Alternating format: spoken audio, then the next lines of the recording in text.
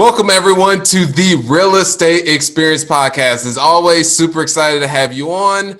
Today, we've got Ivan Barratt, who's on. And on each and every one of these episodes, we go into trials and tribulations of other high-achieving entrepreneurs, investors in the industry. That way, you can learn and replicate what works for them and avoid the things that don't work. Those of you who are on the YouTube, hit that subscribe button as well as notification bell. But we'll jump right into it. Thanks for joining, Ivan. It's good to be here, man. Sterling, it's been too long. I always love talking with you, brother.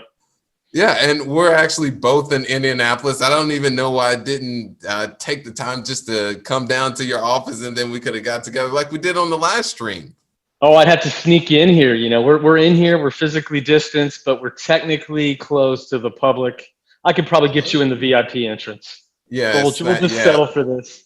Red carpet and everything. So just a little bit about Ivan he is a fellow EOer, which is Entrepreneur Organization. His company is BAM, which is Barratt Asset Management, where he's vertically integrated. He's got in terms of property management, he's got the construction, owns just over 4,000 units. That's throughout the Midwest, and total valuation of that portfolio is $420 million. And then he's also, like myself, a fellow Spartan racer. So he's out there. You said, well, I mean, so yeah, truly appreciate you being on here, Ivan. And could you give everyone your 5%, well, not too deep, or you can go as deep as you want, that's ultimately shaped you to who you are and how you were able to get into real estate? Yeah. Man, where to start? Well, first of all, thanks again for having me. It's good to see you, dog. And I've been really working on my running game, trying to get leaner, faster. Not that I could ever catch your butt out there on the course, but just so my time looks a little bit better when we start comparing times when the races come back.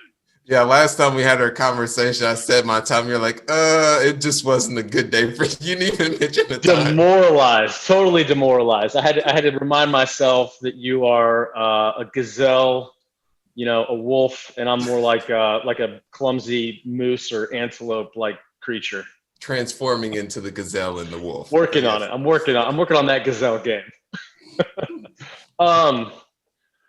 Man, I mean, there's been so many things. You know, you and I have both been in EO. A big inflection point for me, a couple things: finding the right partner who could bring to the table the exact opposite of what I deliver. EO was a big leap forward for me in having an accountability group, being in an ecosystem of other entrepreneurs, not just in real estate, but in other areas and other industries that were working on growing their business. And it helped me sort of transform the person that I wanted to be, and focus on a lot of personal development as well. 5 years ago, I was about 50, 60 pounds heavier than I am today. Wasn't getting a good scorecard, you know, in a young marriage. And I think one kid, one baby on the way, right? And I'm just working harder and harder, just grinding. And, you know, that works only so long. And then you get to this point as an entrepreneur where you got to grow, you got to figure out the people game if you're going to scale, right? Versus being a one-man show and just continue to work harder, which is an unsustainable formula. Everybody's going to hit a wall at some point. And it doesn't matter how much money I have in the bank or how many units I own or how, you know, cool my social media looks. If I'm not winning and being a good husband, having a great spiritual relationship, being a good father, you know, raising kids that aren't spoiled, raising kids that love me, don't hate me. Mm-hmm. If I don't have these other, what I call my report card, you know, with money at the bottom, it doesn't really matter how many zeros are in the bank, right? Got it. So Ivan, before this, how did you get into, I mean, who was Ivan? I mean, are you from here in Indianapolis? And then did you always have the entrepreneur spirit? And then also, did you read a book that ultimately was the light bulb to where you transitioned to the industry? Yeah, born and raised in Indy, graduated Chittard High School in 1996, and then, you know, couldn't get into a good college, so I went to IUPUI so that I could sneak into Indiana University because I was a C student My gym teacher said I was most likely to end up in jail. You Really? know, oh yeah, I had a fifth grade teacher that called me stupid. Were you Um, were you troubled in terms of growing up, like the environment, or? oh, I grew up in a good environment. I mean, I was a bad kid. I got into trouble a lot, but I got no one to blame but me. You know, I was just a class clown, CB student. Really didn't want to do homework. Bored. Kind of the ADD student. And in high school, I had a few, tough things that happened to me because of my own decisions, and woke up and said, hey, if I keep going down this road, I'm going to end up in jail.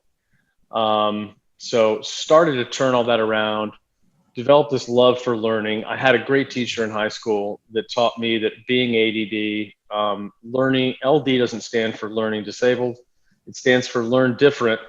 And she was one of the first teachers that told me that I had a gift, and that if I learned how I learn, that I'd go far in this world, and started developing this passion for learning that my And dad also had growing up. Ivan, I want to dig into that. What was it that Yeah. was it just a traditional model that didn't work from you for a learning purposes, or was it just the what you were learning you weren't interested in? Yes. I mean, Fair enough. traditional school, having to sit at a desk, right? Having to memorize things and learn, reading, writing, arithmetic in that sort of way was not a model that worked for me at all. I've got my kids in a very non-traditional school where they actually love going to school, which almost brings me to tears as a dad sometimes, because I hated school growing up. Mhm. And now I love learning. I spend a ton of time on it, try to read as much as I can, really curious by nature. So like what you said, when I started getting into later in high school and especially in college, being able to pick what I was learning also really helped improve my trajectory as a student. Gotcha. And Student of the so game. what you said, what was that? I said student of the game, Student of the right? game. Oh yeah. So what was it that shaped you into getting into real estate? Was it a book or? Oh yeah, yeah. I'm lucky, Sterling. My dad had a bunch of duplexes growing up. He was in the S quadrant of cash flow quadrant. My uncle And that's didn't sole spend. proprietor? Is that what that is?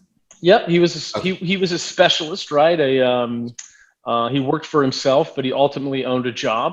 As an attorney, he made a high hourly wage, right? But he still, if he stopped working, he stopped earning. I had two uncles that were also influential. One never graduated sophomore year at Broad Ripple, but went on to just grind his way to be a very successful entrepreneur, owned a bunch of commercial real estate, started off in gas stations Hmm. because a guy that he worked for at a gas station said, hey, you should buy this from me. Then he bought car washes, then he bought commercial real estate. I had another uncle on the other side of my family who owned apartments. So for me, sort of a lazy kid who didn't really want to work all that much, I thought real estate's a no-brainer. You just buy all this property, all this cash flow comes in, and then you can sit around and do whatever you want. Of course, it turns out that that's not the way it goes, but it did plant the seed for wanting to be in real estate at a young age. Gotcha. And so Rich how, Dad, Rich Dad, Poor Dad came out when I was graduating high school, and my dad got that book and gave it to me, and that definitely had some influence as well. got it. So it sounds as if so were you able to go with your uncles and actually see the properties and really experience it from that, or you just saw more of the lifestyle that they were able to? It was more the lifestyle, my dad, of course, when I was about 7, he forced me to start mowing his yards at his rental properties. Um, back in the 80s, you could make your 7-year-old work for free and mow yards without being arrested. They were different times. Different And times, yes. so, I got a further disdain for manual labor being his landscaping arm. But it did give me some decent exposure to rental properties. Yeah. Got it. And so was there any limiting beliefs that you had when, or talk me into that first deal where you did you get ingrained in your father's business with the property management, or did you just go out and start buying your own?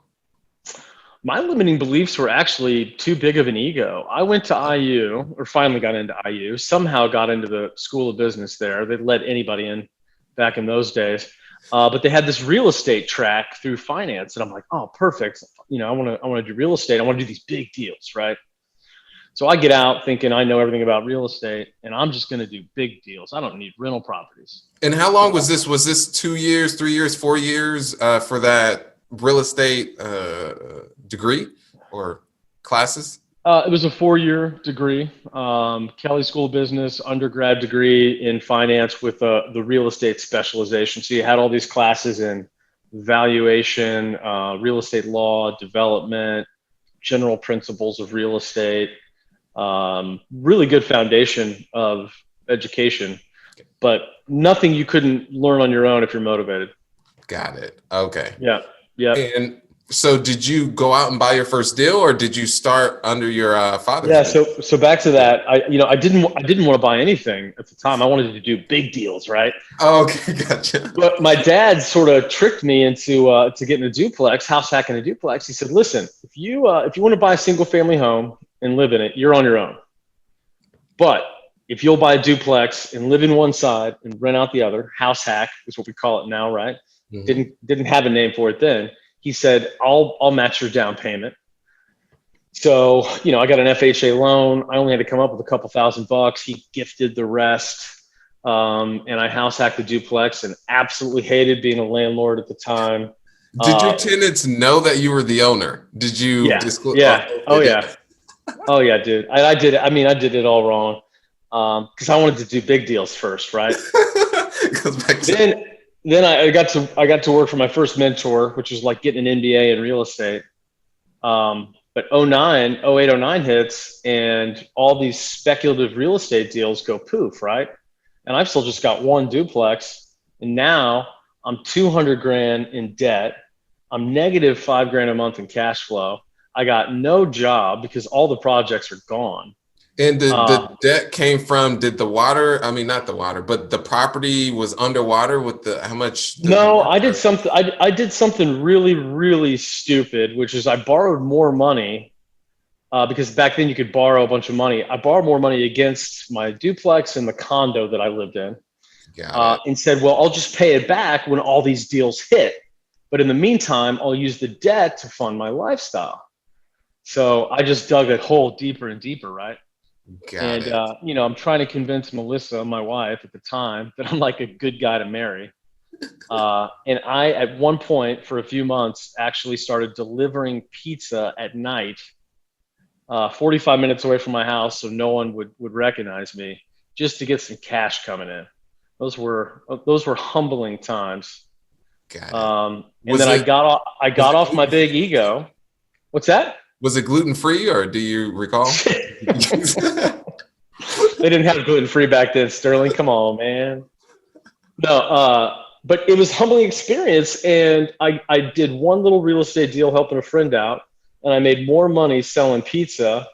I made more money that one little referral deal than I did slinging pizzas for 6 or 9 months. And I'm like, why am I not practicing brokerage? I know how to do it, right?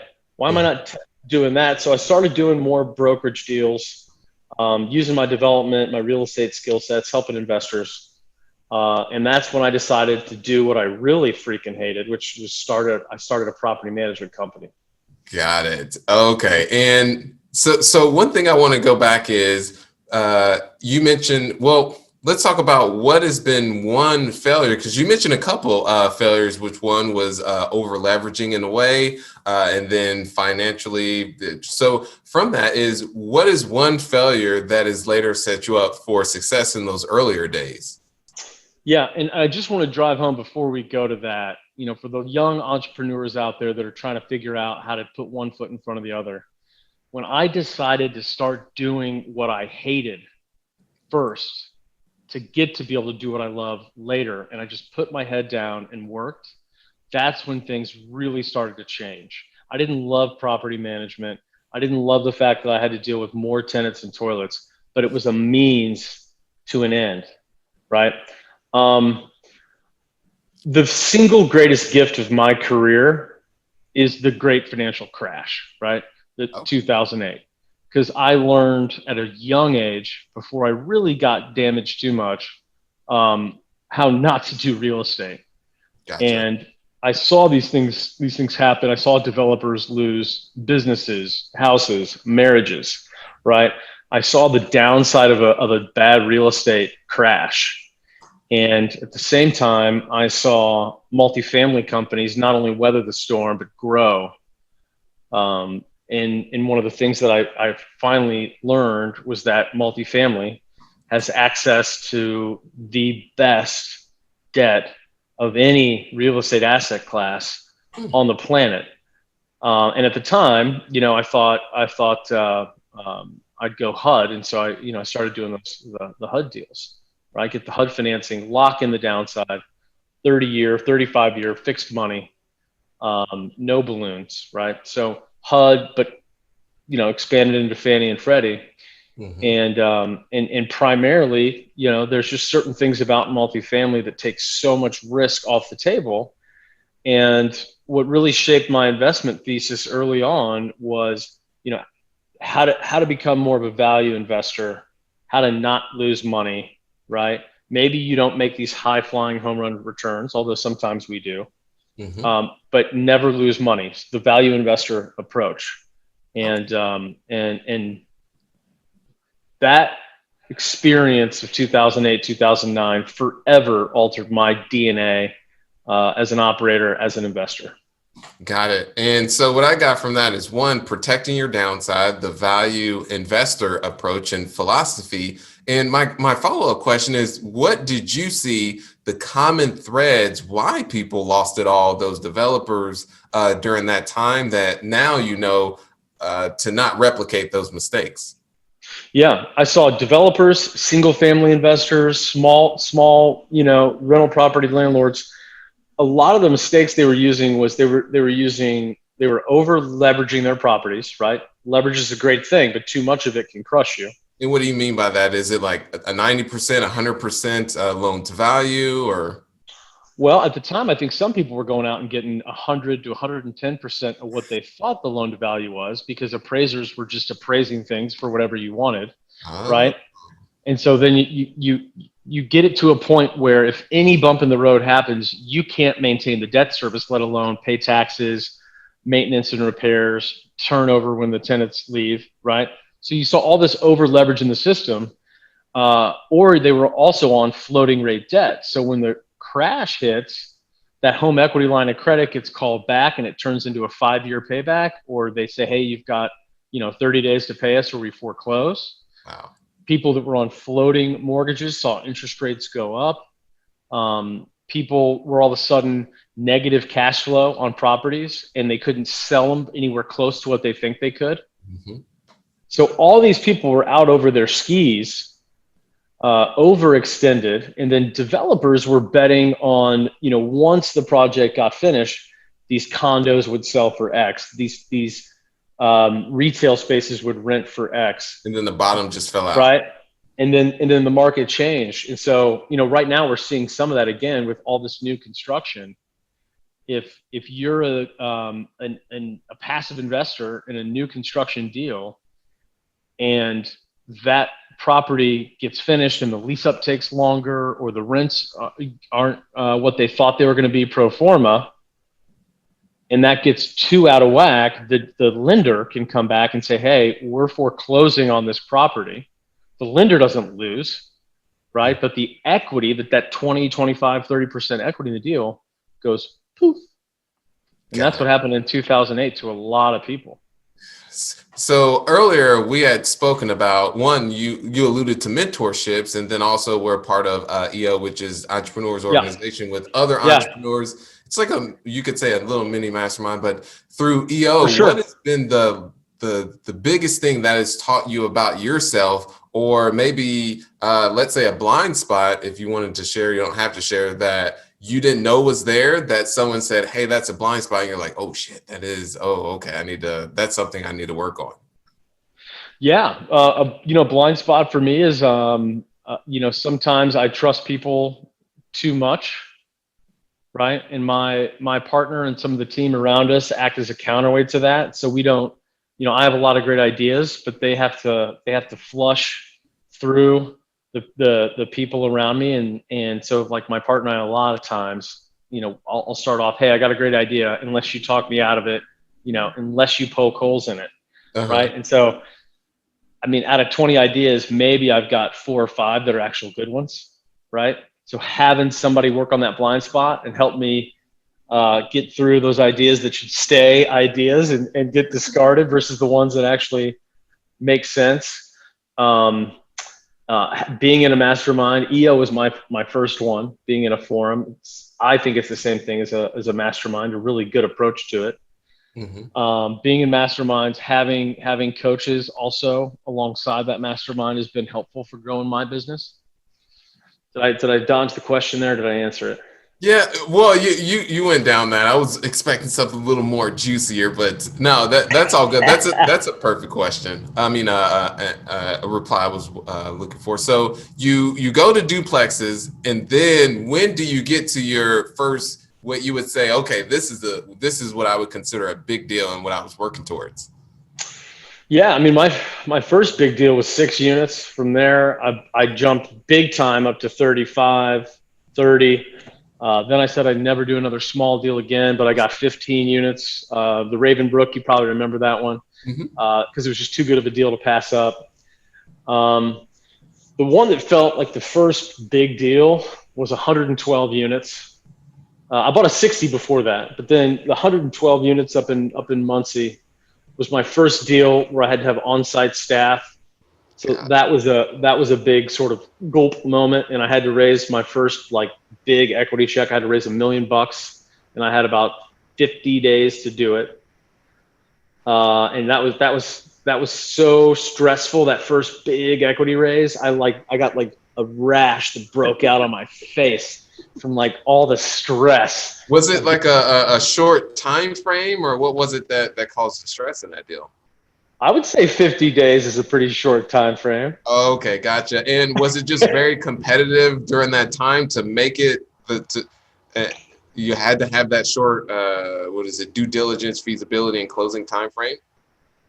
Yeah, I mean that was part of it, right? Having a closing time frame that made sense for the seller. They wanted it done, before the end of the year, and it was I think October, late October when we were getting the PSA figured out. And listen, at this point, I'm having to take a little bit of a leap of faith that I can find the money, right? I'm like, I know I got a good deal here. Hmm. I've got some investors. They've done some deals with me, but I didn't know where $1 million was going to come from to get the deal done, Got it. right? Commit first and figure the rest out later, right? On that. That's really worked out for me a lot. Yeah, yeah. It's hard sometimes, and it gets easier as you learn that that little pit in your stomach or those butterflies, that fear. That's Hmm. not God talking. That's the other guy, right? So just Got having a little bit of faith, that gulp, swallowing, that fear, and just moving forward. So we talked about raising money. So from your Yeah. concept, do you run like from a branding standpoint through Ivan Barratt, or is everything ran through your company, BAM? Oh, I work a little bit on both, but most of the branding now is really through BAM. My team now, I happen to be very proud of. Got some great people here, great executive team. I've got a phenomenal partner, the yin to my yang, the peanut butter to my jelly sandwich. He's got a great executive team under him. They've got capable lieutenants. These are the folks that really make me look good. Um, a lot of people can go out there and buy a great deal, but managing it super efficiently, executing the business plan, that's a whole nother matter. And the Mhm. team gets so much freaking credit for that. I mean, we have a company now, BAM Capital. It's all focused on the investors, servicing them, putting them first. But I got my BAM management shirt on today because without the management team, the ones out there from the maintenance techs, the leasing agents, all the way up, without them, we ain't got squat. Got it. Because it's just one of those things that a good deal can be turned into a bad deal if you're not managing it properly. And would you say subpar or decent deal can be turned into a good or great deal with good efficiencies and management? Absolutely. We just sold one that was kind of a subpar deal for us that we were able to grind through and manage it better. If we had a time machine, we would have raised some more equity and done some more renovations to it. It was an older deal. It was, my first, multiple 100-unit deal. Mm-hmm. And we just sold it 4 years later for a 25+% IRR. And the investors made a little over 2.3x in 4 years. And that deal didn't cash flow in the beginning, right? And there were a lot of bumps in the road. But because management refused to quit, because we rolled up our sleeves and worked and controlled it with our own team, we were able to take what could have been a mediocre deal and make it a great one. And just like you said, a mediocre team can take a great deal and screw it up pretty quick. Exactly. Yeah. And you've mentioned this several times with your partner being your yin to your yang, and then peanut butter to your jelly. You didn't say peanut butter to jelly, but I just queued that one in there. I did. He's the peanut butter to my jelly sandwich. Okay, gotcha. What if peanut butter to strawberry jelly? Or yeah, but whatever jelly you want, man. It doesn't have to be grape. I like strawberry.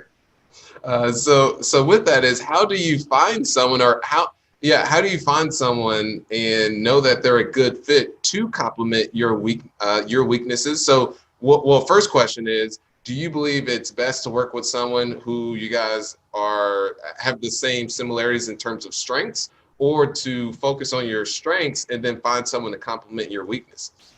Absolutely, you need to find somebody that's not like you. Having partners that are the same, who's gonna, if you're both business development and vision and big picture, who's gonna grind, who's gonna execute, right? Who's gonna make sure the trains are running on time. I'm a huge fan of focusing on what you really are good at, and then as you grow, getting that virtual assistant, getting that bookkeeper, finding that operating partner. For me as a visionary, Traction is one of my favorite books.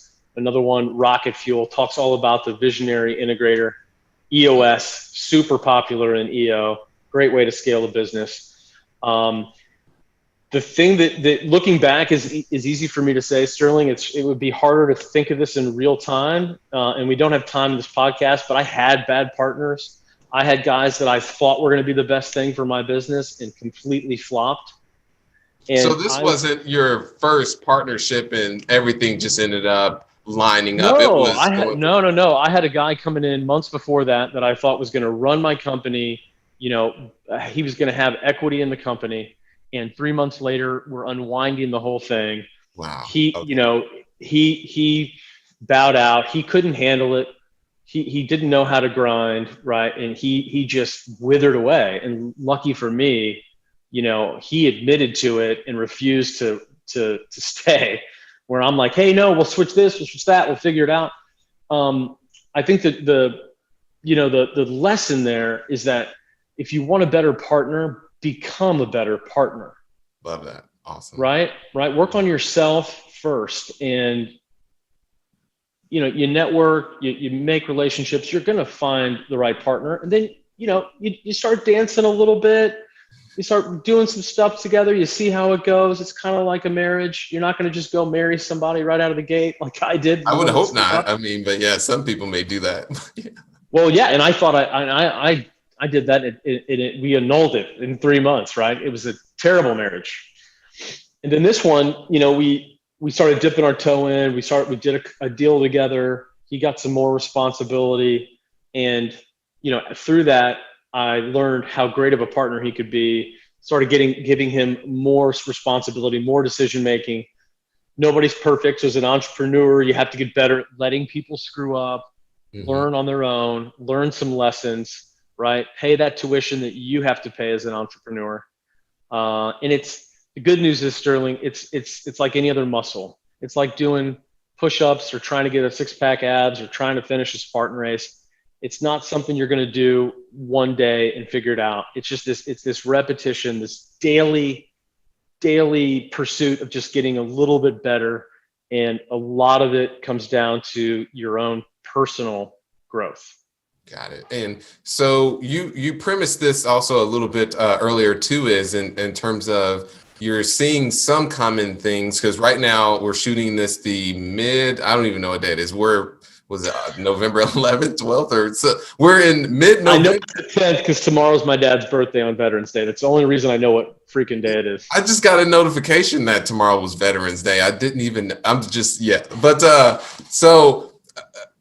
where do you feel the market is going to shift? And we could say on the macro level, or just stick to the Midwest. Do you feel that where sellers' expectations are going to start to come down? They're going to stay up?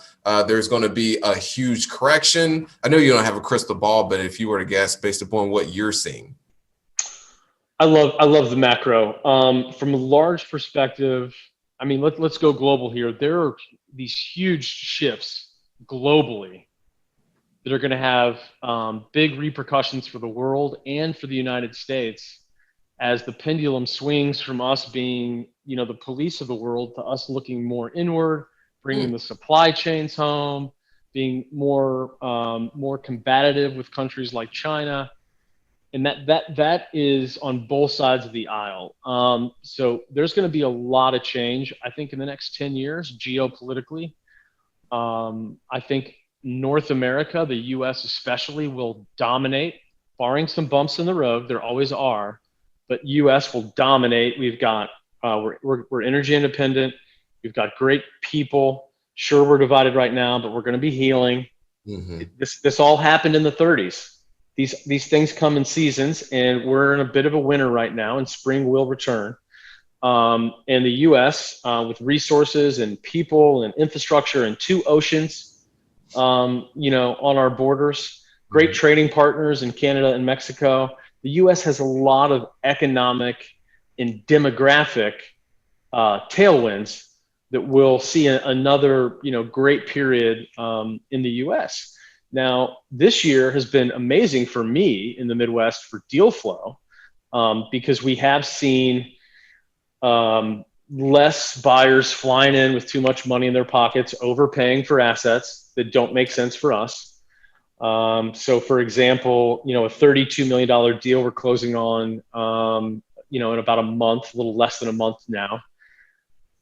In 2019, that asset we would have been outbid by $1 million or $2 million, and we would have gone on to the next one. And now, we're the local guys. And this is a local, I don't want to go too much into but this is a local, we don't have to go down that direction. It's an Indianapolis apartment project. It is owned locally, right? And we're now the local guys with a great track record. We do what we say we're going to do. We don't retrade deals. Right. And so now we're at the top of the list, and we won the deal, and we won it at a price that really makes sense for our approach, our acquisition criteria. 2020 has been awesome. Now, does that continue with debt being super cheap and the world, investors, capital desperately seeking yield? Mm-hmm. Right. It's very hard to find yield. You can't put your money in the bank and make anything.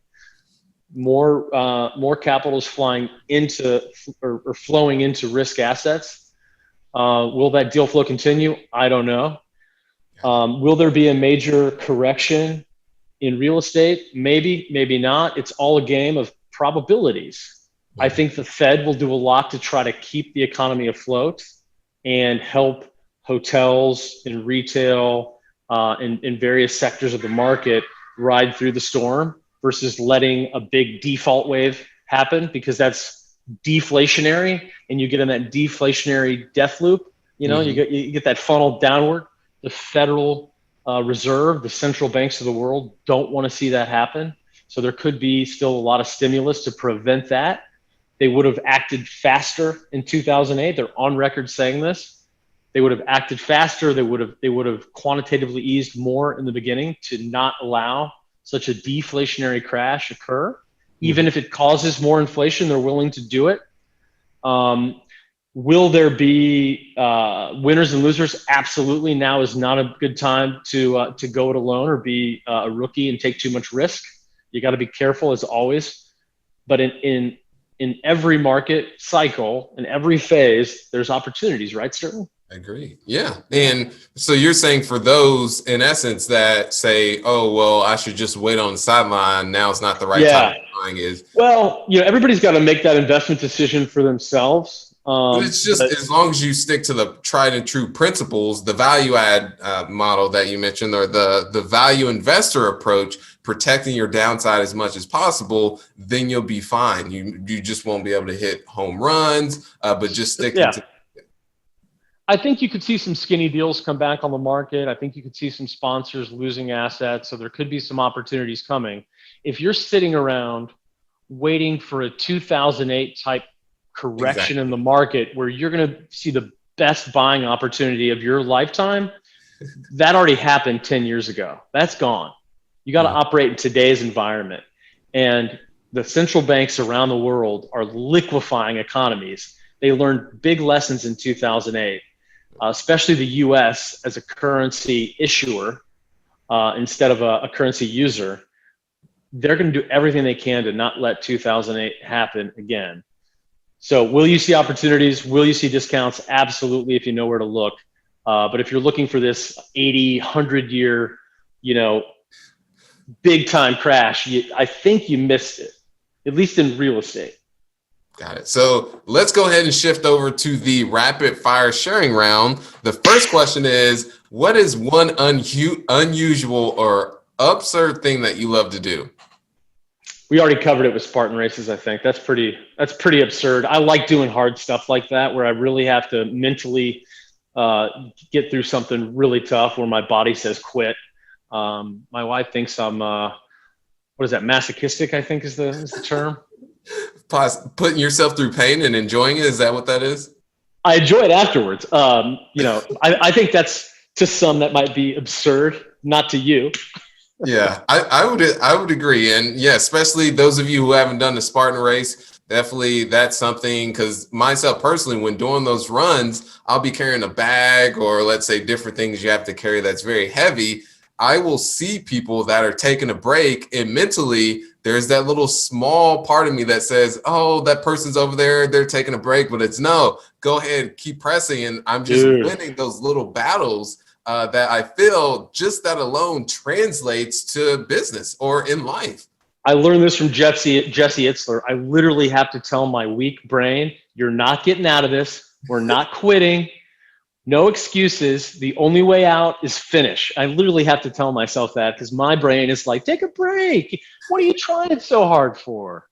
You're not built for this. So when you're doing these runs and let's say you hit a wall, do you tap into your cookie jar? Are you familiar with that concept? Man. I think it was, what was his name? Lance Armstrong. He talked about I need a cookie jar.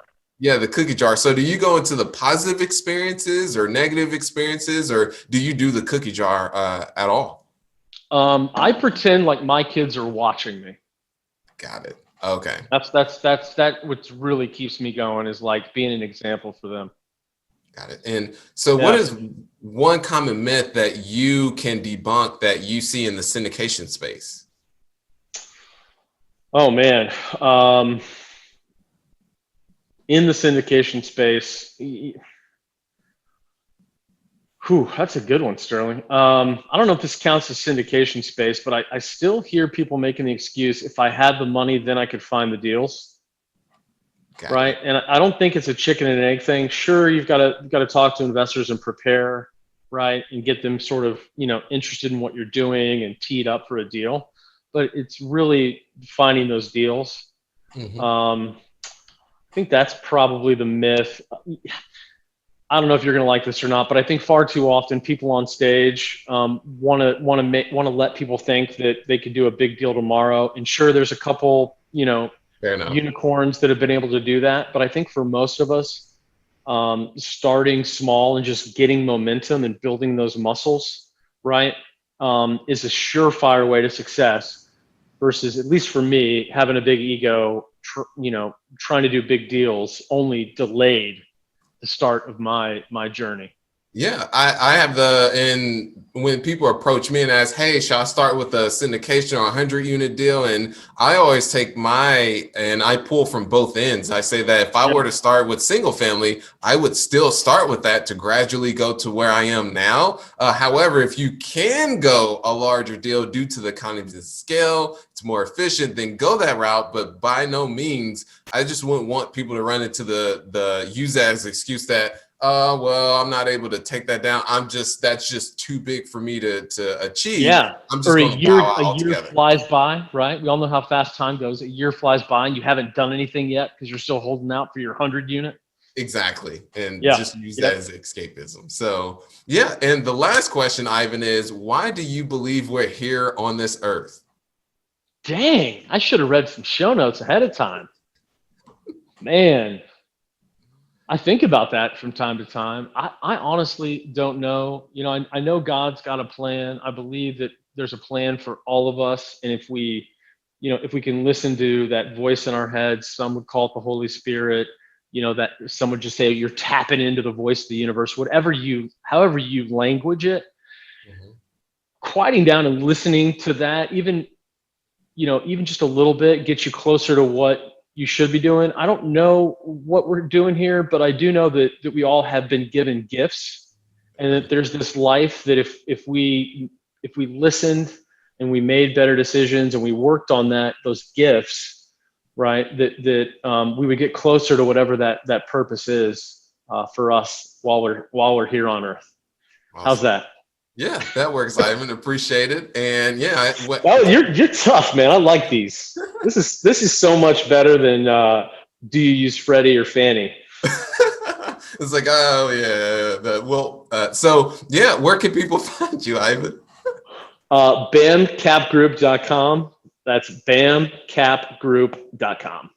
All right, appreciate it, and looking forward to seeing you around locally. We run into each other quite a bit, and yeah, also just want to give you kudos to getting me involved in EO because it's been definitely a phenomenal experience. It's led to other. When you first approached me about it, I was like, no, I don't know, and then a year later, I was like, well, let me circle back with this. And we were at that real estate meetup, and we were talking. I forget where it was, but it had a beautiful view to Lucas Oil, and yeah, I remember talking about it, and then I spoke with John, and he was just so funny. So for those of you who are on here, which gives you a little backstory in terms of just my mindset and other entrepreneurs, is that he is also in EO. We sat down, and he had a cup of coffee, and it was I forget what it was. It was like pistachio or something different along those lines. And he says, yeah, would you like to try? I was like, nah, I'm good. I'm okay. He's like, well, I don't have cooties or anything. I was like, oh, I'm sold. Because it's just a whole different